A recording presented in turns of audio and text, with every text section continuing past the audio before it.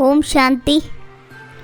ಶುಭ ಕಾರ್ಯದಲ್ಲಿ ತಡ ಮಾಡಬಾರದು. ತಮ್ಮ ಸಹೋದರ ಸಹೋದರಿಯರನ್ನು ಮೋಸ ಹೋಗುವುದರಿಂದ ರಕ್ಷಿಸಬೇಕು.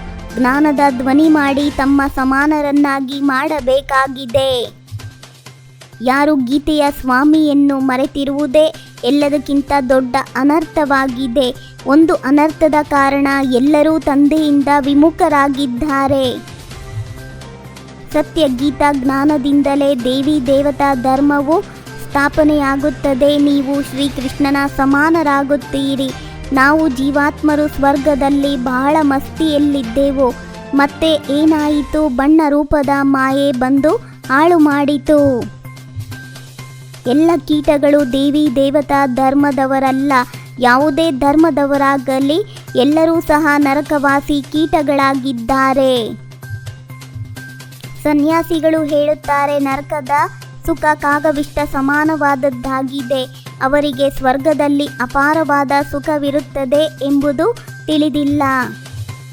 ಬೇಅದ್ದಿನ ತಂದೆಯು ಪ್ರಜಾಪಿತ ಬ್ರಹ್ಮರವರ ಮುಖ ಕಮಲದಿಂದ ತನ್ನ ಮಕ್ಕಳಿಗೆ ಕುಳಿತು ತಿಳಿಸಿಕೊಡುತ್ತಾರೆ, ನೀವು ನನ್ನ ಬಳಿ ಇದ್ದೀರಿ. ರಾವಣನನ್ನು ಸುಡುತ್ತಾರೆ, ಆದರೆ ಅವನು ಸುಟ್ಟು ಹೋಗುವುದೇ ಇಲ್ಲ. ರಾವಣನನ್ನು ಸುಡುವುದು ಯಾವಾಗ ಕೊನೆಯಾಗುತ್ತದೆ ಇದು ಮನುಷ್ಯರಿಗೆ ತಿಳಿದಿಲ್ಲ. ಗೀತಾ ಮಾತೆಯನ್ನು ಶಿವ ತಂದೆಯು ರಚಿಸಿದರು. ಅದರಿಂದ ಕೃಷ್ಣನ ಜನ್ಮವಾಯಿತು. ಅವನ ಜೊತೆ ರಾಧೆ ಮುಂತಾದವರು ಬರುತ್ತಾರೆ. ಎಲ್ಲರಿಗೂ ಮೊದಲು ಬ್ರಾಹ್ಮಣರು ಬರುತ್ತಾರೆ. ಒಬ್ಬ ನಿರಾಕಾರ ಪರಮಾತ್ಮನಿದ್ದಾರೆಂದು ಹೇಳುವುದಂತೂ ಸರಿಯಾಗಿದೆ. ಎಲ್ಲರಿಗೆ ಏಕೆ ಸರ್ವವ್ಯಾಪಿಯನ್ನಾಗಿ ಮಾಡಿದ್ದಾರೆ? ಗಣೇಶನಿಗೂ ಸಹ ಸರ್ವವ್ಯಾಪಿ ಎಂದು ಹೇಳಿಬಿಡುತ್ತಾರೆ. ಆದಿದೇವನಿಗೆ ಮಹಾವೀರನೆಂದು ಹೆಸರನ್ನು ಕೊಡಲಾಗಿದೆ. ಹನುಮಂತನಿಗೂ ಮಹಾವೀರನೆಂದು ಹೇಳುತ್ತಾರೆ. ಆದರೆ ಮಹಾವೀರರು ನೀವು ಶಕ್ತಿಯರಾಗಿದ್ದೀರಿ. ನನ್ನ ಹಾಗೆ ಕಾರ್ಯವನ್ನು ಬೇರೆ ಯಾರೂ ಸಹ ಮಾಡಲು ಸಾಧ್ಯವಿಲ್ಲವೆಂದು ತಂದೆಯು ಹೇಳುತ್ತಾರೆ. ಎಲ್ಲ ಪತಿತರನ್ನು ಪಾವನರನ್ನಾಗಿ ಮಾಡಬೇಕಾಗುತ್ತದೆ. ಬ್ರಹ್ಮ, ಕೃಷ್ಣ ಮತ್ತು ಶಿವ ತಂದೆ ಇವೆಲ್ಲ ಮಾತುಗಳು ಗುಹ್ಯವಾಗಿದೆ. ಇವೆಲ್ಲ ಮಾತುಗಳನ್ನು ತಿಳಿದುಕೊಳ್ಳುವರು ಬಹಳ ಬುದ್ಧಿವಂತರಾಗಿರಬೇಕು. ಯಾವ ತಂದೆಯು ಎಲ್ಲರಿಗೂ ಸದ್ಗತಿಯನ್ನು ಕೊಡುತ್ತಾರೆಯೋ ಅವರ ತೀರ್ಥ ಸ್ಥಾನವನ್ನು ಕಾಣದಂತೆ ಮಾಡಿದ್ದಾರೆ. ಅಂದಾಗ ಅವರ ಹೆಸರನ್ನು ಪ್ರಸಿದ್ಧ ಮಾಡಬೇಕಾಗಿದೆ. ಎಲ್ಲಿಯವರೆಗೂ ಬ್ರಾಹ್ಮಣರಾಗುವುದಿಲ್ಲವೋ ಅಲ್ಲಿಯವರೆಗೆ ದೇವತೆಗಳಾಗಲು ಸಾಧ್ಯವಿಲ್ಲ. ಬ್ರಾಹ್ಮಣ ಕುಲವು ದೇವತೆಗಳಿಗಿಂತಲೂ ಶ್ರೇಷ್ಠವಾಗಿದೆ. ಎಲ್ಲರ ಆತ್ಮವು ಪಾವನವಾಗುತ್ತಾ ಇದೆ. ಒಬ್ಬ ತಂದೆಯು ಎಷ್ಟೊಂದು ಅದ್ಭುತವಾದ ಕಾರ್ಯವನ್ನು ಮಾಡುತ್ತಾರೆ.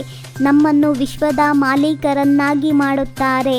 ಅಂದಾಗ ಅವರೊಬ್ಬರನ್ನೇ ನೆನಪು ಮಾಡಬೇಕು. ನೀವು ತಂದೆಯ ಜೊತೆ ಪ್ರತಿಜ್ಞೆ ಮಾಡಿದ್ದೀರಿ. ತಂದೆ ತಾವು ಬಂದಿದ್ದೇ ಆದರೆ ನಾವು ತಮ್ಮವರಾಗಿ ಹೊಸ ಪ್ರಪಂಚದ ಮಾಲೀಕರಾಗುತ್ತೇವೆ. ಬುದ್ಧಿವಂತರಾಗಲು ನೆನಪಿನಿಂದ ತಮ್ಮ ಬುದ್ಧಿಯನ್ನು ಪಾರಸವನ್ನಾಗಿ ಮಾಡಿಕೊಳ್ಳಬೇಕು. ಬುದ್ಧಿಯನ್ನು ಅಲ್ಲಿ ಇಲ್ಲಿ ಅಲೆದಾಡಿಸಬಾರದು. ತಂದೆಯು ಏನನ್ನು ಹೇಳುತ್ತಾರೆಯೋ ಅದರ ಬಗ್ಗೆ ವಿಚಾರ ಮಾಡಬೇಕಾಗಿದೆ. ಭ್ರಮರಿಯಾಗಿ ಜ್ಞಾನಧ್ವನಿ ಮಾಡಿ ನರಕವಾಸಿ ಕೀಟಗಳನ್ನು ದೇವಿ ದೇವತೆಯನ್ನಾಗಿ ಮಾಡುವ ಸೇವೆ ಮಾಡಬೇಕಾಗಿದೆ. ಶುಭ ಕಾರ್ಯದಲ್ಲಿ ತಡ ಮಾಡಬಾರದು. ತಮ್ಮ ಸಹೋದರ ಸಹೋದರಿಯರನ್ನು ಉಳಿಸಬೇಕು. ಸಮಾನತೆಯ ಭಾವನೆ ಇದ್ದರೂ ಸಹ ಪ್ರತಿ ಹೆಜ್ಜೆಯಲ್ಲಿ ವಿಶೇಷತೆಯ ಅನುಭವ ಮಾಡಿಸುವಂತಹ ವಿಶೇಷ ಆತ್ಮಭವ. ಪ್ರತಿಯೊಂದು ಮಕ್ಕಳಲ್ಲಿ ತಮ್ಮ ತಮ್ಮ ವಿಶೇಷತೆ ಇದೆ. ವಿಶೇಷ ಆತ್ಮರ ಕರ್ಮವು ಸಾಧಾರಣ ಆತ್ಮರಿಗಿಂತಲೂ ಭಿನ್ನವಾಗಿದೆ. ಪ್ರತಿಯೊಬ್ಬರಲ್ಲಿ ಭಾವನೆಯಂತೂ ಸಮಾನತೆಯದಿಡಬೇಕು. ಸೃಷ್ಟಿಯ ಅಂತ್ಯಕ್ಕೆ ಮೊದಲು ತಮ್ಮ ಕೊರತೆಗಳು ಹಾಗೂ ಬಲಹೀನತೆಗಳ ಅಂತ್ಯಗೊಳಿಸಿರಿ. ಓಂ ಶಾಂತಿ. 21 ಜನ್ಮಗಳಿಗೆ 21 ಪರಮಾತ್ಮನ ಮಹಾವಾಕ್ಯವನ್ನು ಆಲಿಸಿ. ನಿಮ್ಮದೇ ಆದಂಥ ಈ ಚಾನಲಿಗೆ ಲೈಕ್ ಮಾಡಿ, ಶೇರ್ ಮಾಡಿ, ಸಬ್ಸ್ಕ್ರೈಬ್ ಆಗೋದನ್ನು ಖಂಡಿತ ಮರಿಬೇಡಿ. ಓಂ ಶಾಂತಿ.